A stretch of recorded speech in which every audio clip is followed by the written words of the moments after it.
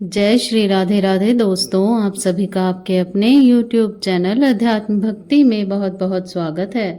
आइए आज आप सब सुनेंगे श्रावण मास महात्म्य कथा में 16वें अध्याय की कथा। अब तक यदि आपने पिछले अध्यायों की कथा का श्रवण नहीं किया हो तो चैनल पर वीडियो अपलोड है, आप वहां से जा करके पिछले अध्यायों की कथा का श्रवण भी कर सकते हैं। इस अध्याय में शीतला सप्तमी व्रत का वर्णन तथा व्रत कथा के बारे में बतलाया गया है। तो बोलिए प्रेम से भगवान भोलेनाथ की जय, माता पार्वती की जय, सर्व देवी देवताओं की जय। ईश्वर बोले कि हे सनत कुमार, अब मैं शीतला सप्तमी व्रत का वर्णन करूंगा। श्रावण मास के शुक्ल पक्ष की सप्तमी तिथि को यह व्रत करना चाहिए। सबसे पहले दीवार पर एक वापी का आकार बनाकर अशरीरी संज्ञक दिव्य रूप वाले 7 जल देवताओं, 2 बालकों से युक्त पुरुष संज्ञक नारी, 1 घोड़ा, 1 वृषभ तथा नर वाहन सहित 1 पालकी भी उस पर बना दें। इसके बाद 16 उपचारों से 7 जल देवताओं की पूजा होनी चाहिए। इस व्रत के साधन में ककड़ी और दही ओधन का नैवेद्य अर्पित करना चाहिए। उसके बाद नैवेद्य के पदार्थों में से ब्राह्मण को वायन देना चाहिए। इस प्रकार 7 वर्ष तक इस व्रत को करने के बाद उद्यापन करना चाहिए। इस व्रत में प्रत्येक वर्ष 7 सुवासिनियों को भोजन कराना चाहिए। जल देवताओं की प्रतिमाएं एक सुवर्ण पात्र में रखकर बालकों सहित एक दिन पहले सायंकाल में भक्ति पूर्वक उनकी पूजा करनी चाहिए। प्रातःकाल पहले ग्रह होम करके देवताओं के निमित्त चरु से होम करना चाहिए। जिसने पहले इस व्रत को किया और उसे जो फल प्राप्त हुआ उसे आप सुने। सौराष्ट्र देश में शोभन नामक एक नगर था। उसमें सभी धर्मों के प्रति निष्ठा रखने वाला एक साहूकार रहता था।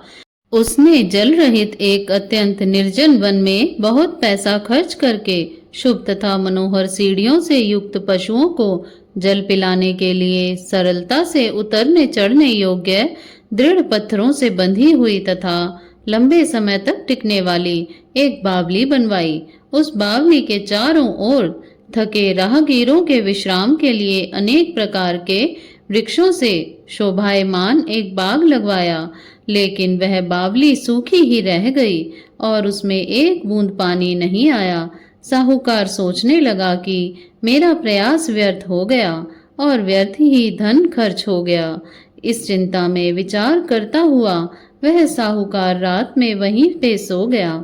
तब रात्रि में उसके स्वप्न में जल देवता आए और उन्होंने कहा कि हे धनद, जल के आने का उपाय तुम सुनो। यदि तुम हम लोगों के लिए आदर पूर्वक अपने पौत्र की बलि दे दो तो उसी समय तुम्हारी यह बावली जल से भर जाएगी। यह सपना देख साहूकार ने सुबह अपने पुत्र को बताया। उसके पुत्र का नाम द्रविण था और वह भी धर्म कर्म में आस्था रखने वाला था। वह कहने लगा, आप मुझ जैसे पुत्र के पिता हैं।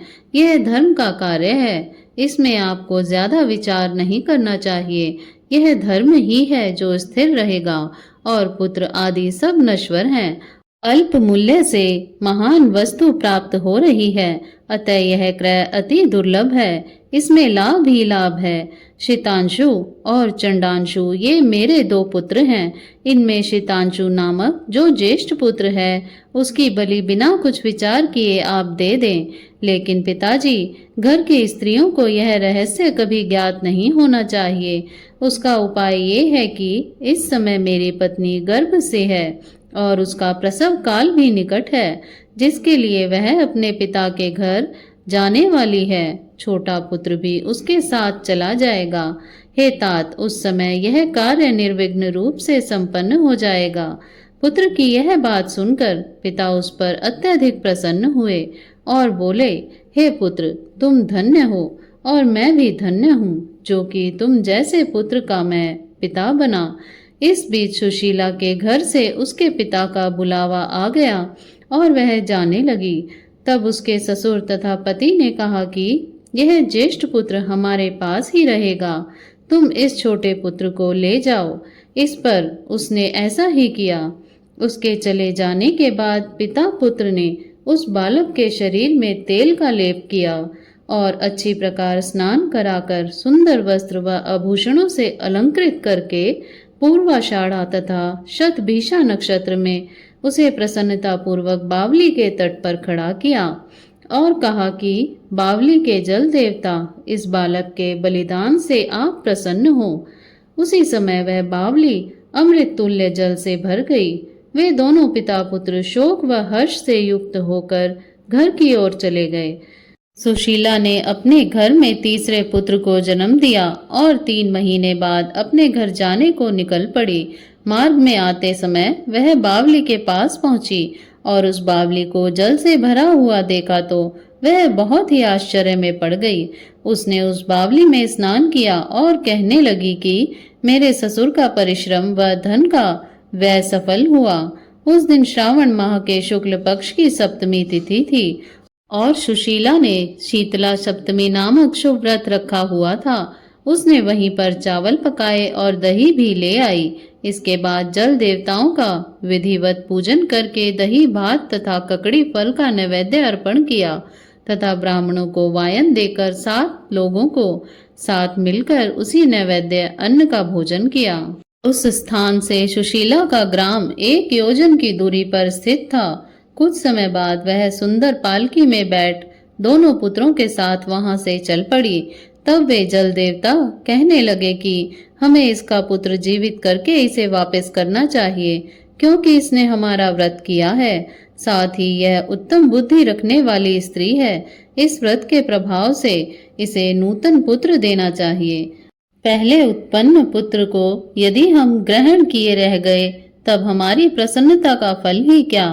आपस में ऐसा कहकर उन दयालु जल देवताओं ने बावली में से उसके पुत्र को बाहर निकालकर माता को दिखा दिया और फिर उसे विदा किया। बाहर निकलकर वह पुत्र माता माता पुकारता हुआ अपनी माता के पीछे दौड़ा। अपने पुत्र का शब्द सुनकर उसने पीछे मुड़कर देखा। वहां अपने पुत्र को देखकर वह मन ही मन बहुत चकित हुई। उसे अपनी गोद में बिठाकर उसने उसका माथा सूंघा, किंतु यह डर जाएगा, इस विचार से उसने पुत्र से कुछ नहीं पूछा। वह अपने मन में सोचने लगी कि यदि इसे चोर उठा लाएं तो यह आभूषणों से युक्त कैसे हो सकता है, और यदि पिशाचों ने इसे पकड़ लिया था तो दोबारा छोड़ क्यों दिया। घर में संबंधी जन तो चिंता के समुद्र में डूबे होंगे। इस प्रकार सुशीला सोचती हुई वह नगर के द्वार पर आ गई। तब लोग कहने लगे कि सुशीला आई है। यह सुनकर वे पिता पुत्र अत्यंत चिंता में पड़ गए कि वह ना जाने क्या कहेगी और उसके पुत्र के बारे में हम क्या जवाब देंगे। इस बीच वह तीनों पुत्रों के साथ आ गई। तब ज्येष्ठ बालक को देखकर सुशीला के ससुर तथा पति घोर आश्चर्य में पड़ गए और साथ ही बहुत आनंदित भी हुए। वे कहने लगे, हे शुचि स्मिते, तुमने कौन सा पुण्य कर्म किया अथवा व्रत किया था। हे भामिनी, तुम पतिव्रता हो, धन्य हो और पुण्यवती हो। इस शिशु को मरे हुए 2 माह बीत चुके हैं और तुमने इसे फिर से प्राप्त कर लिया है और वह बावली भी जल से परिपूर्ण है। तुम एक पुत्र के साथ अपने पिता के घर गई थी, लेकिन वापस तीनों पुत्रों के साथ आई हो। हे शुभ्रू, तुमने तो कुल का उद्धार कर दिया। हे शुभानने, मैं तुम्हारी कितनी प्रशंसा करूं। इस प्रकार ससुर ने उसकी प्रशंसा की। पति ने उसे प्रेम पूर्वक देखा और सास ने उसे आनंदित किया। उसके बाद उसने मार्ग के पुण्य का समस्त वृतांत बताया। अंत में उन सभी ने मनोवांछित सुखों का उपभोग करके बहुत आनंद प्राप्त किया। हे वत्स, मैंने इस शीतला सप्तमी व्रत को आपसे कह दिया है। इस व्रत में दही ओदन शीतल, ककड़ी का फल शीतल और बावली का जल भी शीतल होता है तथा इसके देवता भी शीतल होते हैं। अतः शीतला सप्तमी का व्रत करने वाले तीनों प्रकार के तापों के संताप से शीतल हो जाते हैं। इसी कारण से यह सप्तमी शीतला सप्तमी इस यथार्थ नाम वाली है। इस प्रकार से श्री स्कंद पुराण के अंतर्गत श्री ईश्वर सनत कुमार संवाद में श्रावण मास महात्म्य में शीतला सप्तमी व्रत कथन नामक 16वां अध्याय पूर्ण हुआ।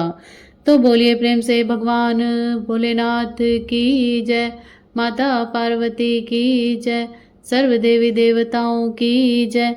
इसी प्रकार से ज्ञानवर्धक जानकारियाँ प्राप्त करते रहने के लिए, व्रत पूजा आदि के बारे में जानने के लिए तथा कथा को श्रवण करने के लिए यदि आप चैनल पर पहली बार आए हैं तो चैनल को सब्सक्राइब कर लें ताकि आने वाली वीडियो की नोटिफिकेशन आपको समय से मिलती रहे।